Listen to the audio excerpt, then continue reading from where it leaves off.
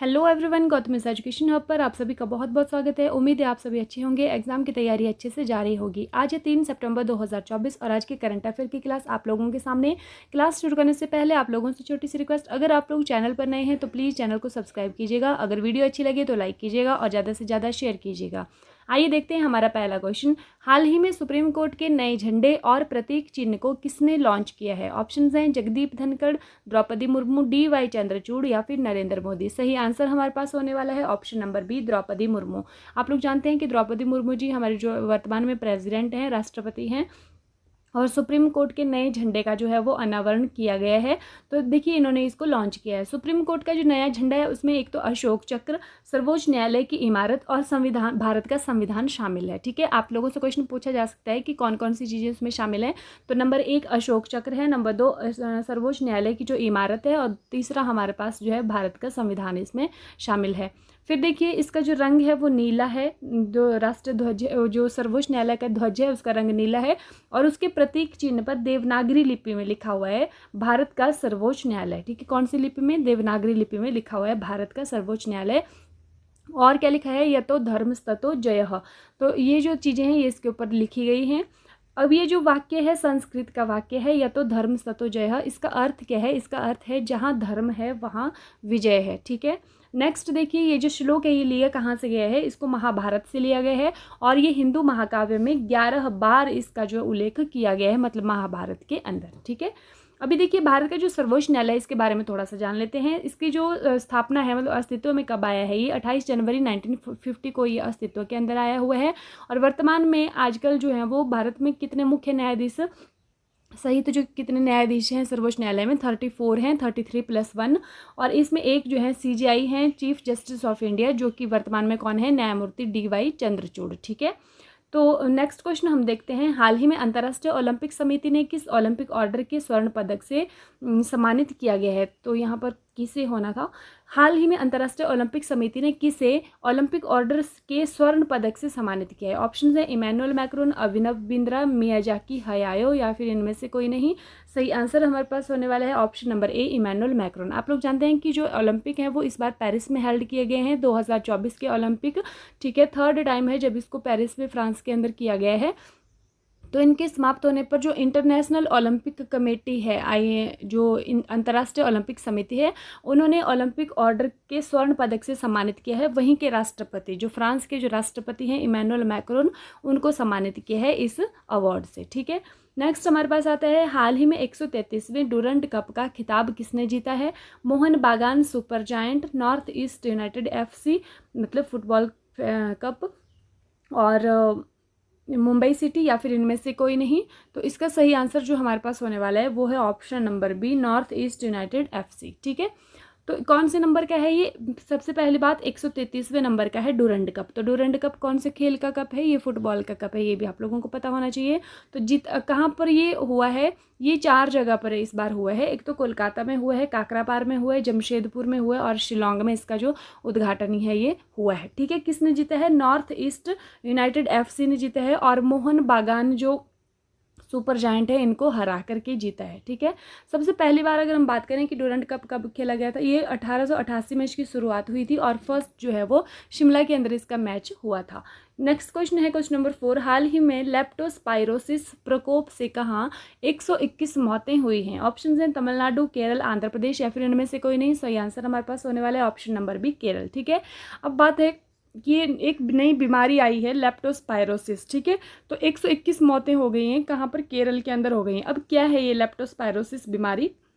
ये जो बीमारी है लेप्टोस्पायरोसिस इस जीवाणु के कारण होती है। और ये जीवाणु कहाँ से आता है? ये आता है चूहों से। कहाँ से आता है? चूहों से। तो चूहों के जो मूत्र है उसमें लेप्टोस्पायरिया नामक का जीवाणु पाया जाता है, जिससे कि मतलब इसमें जो बुखार हैं वो लगते हैं, जिसको कि हम चूहा बुखार भी बोलते हैं। ठीक है, तो ये लेप्टोस्पायरोसिस कहाँ पर हुआ है? केरल के अंदर हुआ है। ये कैसे होता है? जैसे बरसात में चूहे हैं और जो वेस्ट मिस मैनेजमेंट होता है, क्योंकि आजकल जो मानसून है उसमें वेस्ट का मिस मैनेजमेंट होता है, उससे चूहों की संख्या बढ़ जाती है। ठीक है, तो उससे चूहों की संख्या बढ़ जाएगी और चूहों के मूत्र से क्या हो जाएगा? फिर ये जो जीवाणु है ये अधिक बढ़ जाता है और इससे संपर्क में आने से जो मनुष्य हैं उनको ये जीवाणु लग जाता है, तो उसकी वजह से ये बीमारी हो जाती है। क्वेश्चन नंबर 5 है, हाल ही में चर्चा में रहे प्रोजेक्ट नमन का संबंध किससे है? भारतीय सेना, भारतीय railway, reserve bank of India या फिर इनमें से कोई नहीं? सही आंसर है हमारे पास होने वाला है ऑप्शन नंबर ए, भारतीय सेना। ठीक है, तो प्रोजेक्ट नमन जो भारतीय सेना के जो लोग हैं, उनके जो मतलब परिवार वाले हैं, उनको संबोधित करने के लिए, उनको आदर देने के लिए प्रोजेक्ट नमन का संबंध इससे है। ठीक है, अगर हम बात करें कि भारतीय जो थल सेना दिवस है वो कब मनाया जाता है, ये 15 जनवरी को मनाया जाता है। वायु सेना दिवस जो है ये 8 अक्टूबर को मनाया जाता है, और नौसेना दिवस 4 दिसंबर को मनाया जाता है। अगर हम बात करें भारतीय तटरक्षक बल दिवस की, तो ये 1 फरवरी को मनाया जाता है। हाल ही में शंभू सीमा पर प्रदर्शन कर रहे किसानों की शिकायतों का समाधान करने के लिए किसकी अध्यक्षता में समिति का गठन किया है? माइकल देवव्रत, डॉक्टर के राधाकृष्णन, नवाब सिंह या फिर इनमें से कोई नहीं? सही आंसर हमारे पास होता है ऑप्शन नंबर सी, नवाब सिंह। ये जो शंभू सीमा है कहाँ पर है? ये पंजाब और हरियाणा के जो बॉर्डर पर है। ठीक है, ये शंभू सीमा है, और वहाँ पर जो किसान है वो प्रदर्शन कर रहे हैं, अपनी शिकायतें लेकर के बैठे हुए हैं। तो उसकी शिकायतों का समाधान करने के लिए एक समिति का गठन किया है। तो कौन सी समिति है? नवाब सिंह। ये जो नवाब सिंह है ये पंजाब और हरियाणा का जो हाई कोर्ट है चंडीगढ़ में, ठीक है, वहाँ के जो है वो न्यायाधीश रह चुके हैं, मुख्य न्यायाधीश रह चुके हैं। तो उनकी अध्यक्षता में ये समिति का गठन किया गया है। और सुप्रीम कोर्ट ने क्या कहा है कि जो किसान है वो अन्नदाता हैं, और उनकी जो शिकायतें हैं उनका निवारण करना चाहिए, और उनसे अच्छी तरह से व्यवहार किया जाना चाहिए। क्वेश्चन नंबर 7 है, हाल ही में वायुसेना के उप प्रमुख पद पर किसे नियुक्त किया गया है? ठीक है, तो वायुसेना के उप प्रमुख वाइस जो चीफ हैं वो कौन बने हैं? उपेंद्र द्विवेदी, विवेक राम चौधरी, गोविंद मोहन या फिर तेजिंदर सिंह? तो सही आंसर हमारे पास होने वाला है option number D, Tejinder Singh. तो ये वायुसेना के एयरफोर्स के जो हैं वो वाइस चीफ मार्शल बने हैं। कौन? तेजिंदर सिंह बने हैं। अगर हम उपेंद्र द्विवेदी की बात करें तो ये थल सेना अध्यक्ष हैं, वर्तमान में बने हैं। विवेक राम चौधरी ये वायुसेना के प्रमुख हैं। ठीक है, जो चीफ एडमिरल हैं वो कौन है? विवेक राम चौधरी हैं। गोविंद मोहन क्या बनाए गए हैं? ये गृह सचिव, केंद्रीय गृह सचिव बनाए गए हैं। और तेजिंदर सिंह कौन है? ये वर्तमान में वायुसेना के उप प्रमुख पद पर, मतलब वाइस चीफ मार्शल जो है कौन बने हैं?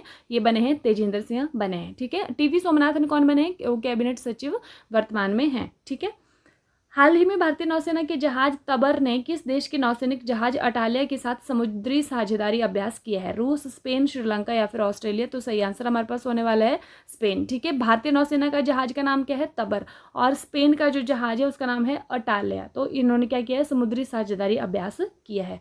नेक्स्ट क्वेश्चन है, हाल ही में रमन मैग्सेसे पुरस्कार 2024 के लिए चुनी गई डॉक्टर गुएन थी नोक किस देश से संबंध रखती हैं?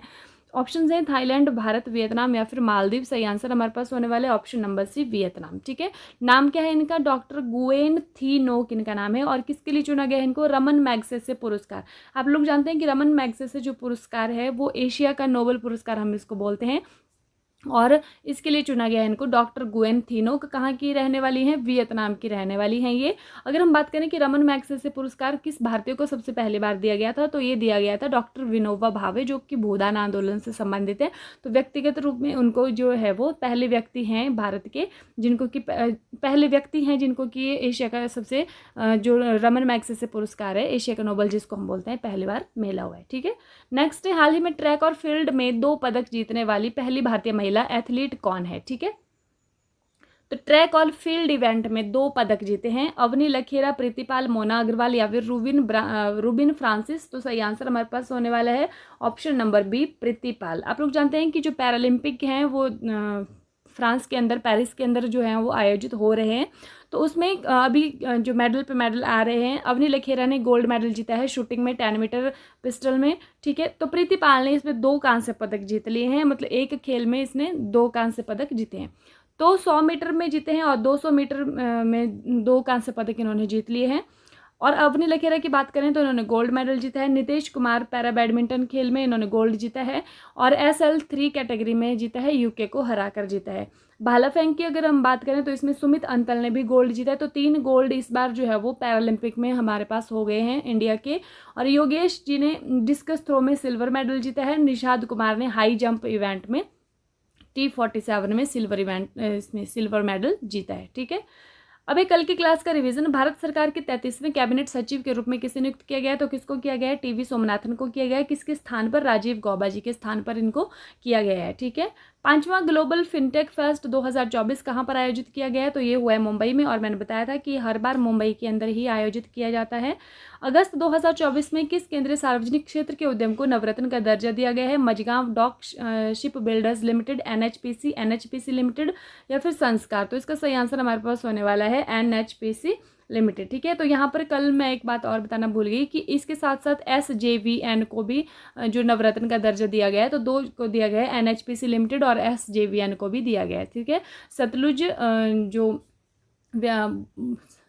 एसजेवीएन है उसको दिया गया है। ठीक है। नेक्स्ट हमारे पास आता है, हाल ही में एशिया का दूसरा सबसे स्वस्थ शहर बनने वाला धुलीखेल शहर कहाँ पर स्थित है? तो ये कहाँ पर है? नेपाल के अंदर है, और ये एशिया का दूसरा सबसे स्वस्थ शहर और नेपाल का पहला स्वस्थ शहर बना हुआ है। ब्रिटेन का साउथहैम्पटन विश्वविद्यालय अपना परिसर कहाँ पर स्थापित करने वाला है? तो ये गुरुग्राम हरियाणा के अंदर खोलने वाला है, और यूजीसी ने इसको लाइसेंस प्रदान किया है। हाल ही में केंद्र सरकार के राष्ट्रीय औद्योगिक गलियारा विकास कार्यक्रम के तहत कितने नए औद्योगिक स्मार्ट शहरों को मंजूरी दी है? तो ये कितने दी है? ये दी है 12 को। नेक्स्ट, हाल ही में टाटा कंसल्टेंसी सर्विसेज ने अपना 5वां पेस स्टूडियो कहाँ पर लॉन्च किया है? तो ये कहाँ पर किया है? इसको किया है फिलीपींस मनीला के अंदर। ठीक है। मनीला इसकी राजधानी है। हाल ही में आईसीजी भारतीय तटरक्षक बल ने पहला स्वदेशी रूप से विकसित कौन सा प्रदूषण नियंत्रण पोत लॉन्च किया है? तो इसका नाम है समुद्र प्रताप। नेक्स्ट है हमारे पास, और ये गोवा से लॉन्च किया गया है, गोवा शिप बिल्डर्स द्वारा इसका निर्माण किया गया है। हाल ही में SAFF अंडर-20 चैंपियनशिप किसने जीती है? तो ये बांग्लादेश ने जीती है। ठीक है। और इसमें मेजबान जो कंट्री है वो कौन सी है? नेपाल थी, और नेपाल को हरा करके ही बांग्लादेश ने जीता, और पहली बार इसको इन्होंने जीता है। भारत इसको 3 बार जीत चुका है। और SAFF की फुल फॉर्म क्या है? South Asia football federation. Next question है, हाल ही में मौसम विभाग ने कच्छ के ऊपर गहरे दबाव के क्षेत्र को असना चक्रवात में बदलने की आशंका जताई है। चक्रवात का यह नाम किसने दिया है? तो किसने दिया है? ये दिया है पाकिस्तान ने। अगर ये जो चक्रवात आता है तो इसका नाम क्या रखा जाएगा? असना नाम इसका रखा जाएगा। और कहाँ पर है ये? कच्छ के ऊपर जो है वो गहरे दबाव वाला क्षेत्र है। ठीक है। अभी हाल ही में ईरान सरकार द्वारा पहली बार नियुक्त हुई महिला सरकारी प्रवक्ता कौन है? तो इनका नाम है फतेमेह मोहजेरानी। ठीक है। पहली बार इनको नियुक्त किया गया है। रेलवे बोर्ड के अध्यक्ष और सीईओ पद पर कौन नियुक्त हुए हैं? तो इनका नाम है सतीश कुमार। नेक्स्ट हमारे पास आता है, हाल ही में महिलाओं के लिए विवाह की न्यूनतम आयु 21 वर्ष किसने निर्धारित की है? तो ये की है हिमाचल प्रदेश सरकार ने। और बाल विवाह निषेध अधिनियम 2006 में संशोधन किया गया है। हाल ही में रिलायंस समूह ने कौन सा AI सूट लॉन्च किया है? तो इसका नाम है AI ब्रेन। नेक्स्ट हमारे पास आता है, हाल ही में मनु भाकर शूटिंग रेंज का उद्घाटन कहाँ पर हुआ है? तो ये हुआ है मध्य प्रदेश के अंदर। नेक्स्ट है, हाल ही में 8वां धम्म सम्मेलन 2024 कहाँ पर आयोजित हुआ है? तो ये हुआ है अहमदाबाद गुजरात में। ठीक है। नेक्स्ट हमारे पास आता है, लास्ट वीडियो में क्वेश्चन पूछा था आप लोगों से कि यूनेस्को विश्व धरोहर सूची में शामिल होने वाला भारत का 43वां स्थल कौन सा है? तो इसका सही आंसर किया था आप लोगों ने अहोम मोइदम। ठीक है। तो 43वां स्थल बना है, ये 42 थे हमारे पास, 43वां जो है वो एकमात्र यही चुना गया है अहोम मोइदम। और इसके जो कौन से नंबर की बैठक अभी हुई है? 46वें नंबर का सत्र हुआ है, जो कि भारत के अंदर भारत मंडपम में हुआ है इस बार। ठीक है। 2025 में आज का क्वेश्चन देख लीजिए, 2025 में ओलंपिक के पहले स्पोर्ट्स खेलों की मेजबानी कौन करने वाला है? तो संयुक्त अरब अमीरात, सऊदी अरब, इंडोनेशिया या फिर जापान? तो आप लोग बताएंगे इसमें कमेंट करके कि इसका सही आंसर क्या होने वाला है। ठीक है। इसी के साथ आज की क्लास समाप्त होती है। क्लास देखने के लिए आप लोगों का बहुत बहुत धन्यवाद। और व्हाट्सएप ग्रुप में इसका जो लिंक है वो आप लोगों को डिस्क्रिप्शन में मिल जाएगा। अगर आप लोग ज्वाइन होना चाहते हैं तो वहाँ से आप लोग ज्वाइन हो सकते हैं। इसी के साथ thank you and have a nice day. खुश रहिए, अपना ख्याल रखिए और अपनी तैयारी को डे बाय डे मजबूत रखिए।